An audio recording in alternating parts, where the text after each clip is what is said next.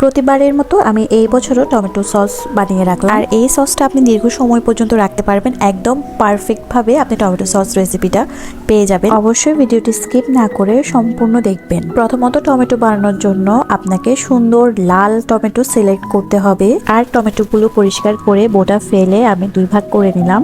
আজকে আমি 3 KG tomato দিয়ে সস বানাবো। এখানে বরাবর 3 কেজি টমেটো আছে। সস বানাতে আমার যা যা উপকরণ লাগবে, আমি কয়েক কোয়া রসুন নিয়েছি, কয়েক টুকরো পেঁয়াজ, শুকনো মরিচ, কয়েক পিস লং, তারপর হচ্ছে দারচিনি আর ছোট একটা টুকরো আদা। তারপর সব একসাথে দিয়ে আমি ভালো করে বয়েল করে নিব।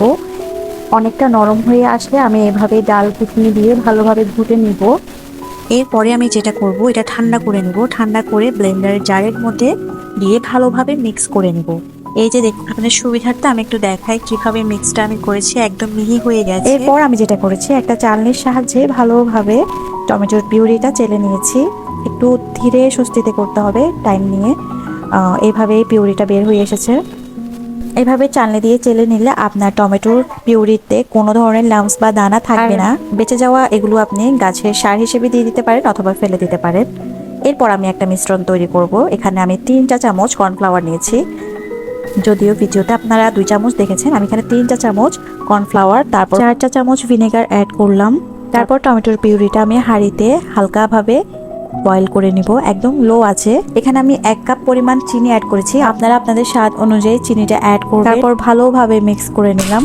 পরিমাণ মতো আমি নুন অ্যাড করেছি। ভিনেগার আর কর্নফ্লাওয়ার মিশ্রণের পানিটা আমি এখানে অ্যাড করব। আমি কিন্তু কোনো ধরনের এক্সট্রা কোনো পানি অ্যাড করি নাই, কর্নফ্লাওয়ার কিন্তু ভিনেগারেই অ্যাড করেছি। এটা মাথায় রাখতে হবে, কোনো ধরনের পানি ইউজ করা যাবে না। কর্নফ্লাওয়ার যখন দিয়েছি এটা গাঢ় হয়ে যাবে, তো বেশিক্ষণ রাখার কোনো প্রয়োজন নেই। একটু গাঢ় হয়ে গেলেই আমরা নামিয়ে ফেলবো। এভাবে একটা প্লেটের মধ্যে আমি ঢেলে দেখবো, একটু বাঁকা করে দেখবো পানি রয়ে গেছে কিনা। আর বাটিটা বাঁকা করে ধরলে আপনি বুঝতে পারবেন পানি রয়ে গেছে কিনা। আলহামদুলিল্লাহ, একদম পারফেক্ট। আর এটা ফ্রিজে আপনি 1 বছরের মতো সংরক্ষণ করতে পারেন। সসটাও রেডি। আপনারা চাইলে রেসিপিটা ফলো করতে পারেন। যদি ভালো লাগে লাইক, কমেন্ট, শেয়ার করে দিবেন। সবাই ভালো থাকবেন। আল্লাহ হাফেজ।